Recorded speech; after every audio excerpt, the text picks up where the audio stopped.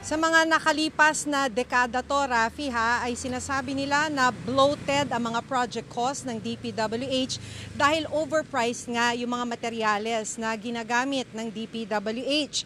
Ayon kay DPWH Secretary Vince Dizon, nang busisiin ng DPWH ang ginagamit na presyo ng mga materyales, umaabot sa higit 50% on the average na mas mahal kumpara sa merkado. Halimbawa, itong aspalto, prinesyuhan ng DPWH 4B ng higit 23,000 metric tons, pero sa merkado ay wala pang 6,000 piso per metric ton.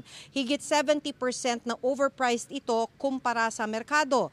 Ang sheet pile na ginagamit sa mga flood control project, 84 pesos per kilo sa DPWH Region 13, pero ang prevailing market price ay 36 pesos o overpriced ng 56%.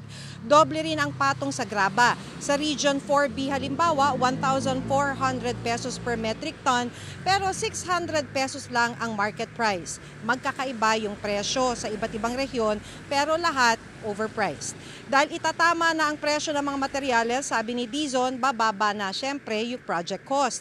Sa tansya nila, nasa 60 billion pesos ang matitipid ng DPWH sa mga proyekto para sa taong 2026. Isusumite na raw nila ang datos na ito sa Senado na naghahanda ng budget. Sa tamang presyo ng mga materyales, may dagdag daw na nasa 1,000 kilometers na asphalt overlay at dagdag na 1,600 na concrete road.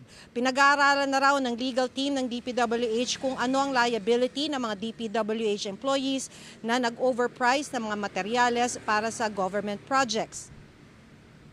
Sa tingin ni Dizon, aabot sa 60 mga personalidad, DPWH personnel, contractors at ilang politiko ang magpapasko sa kulungan.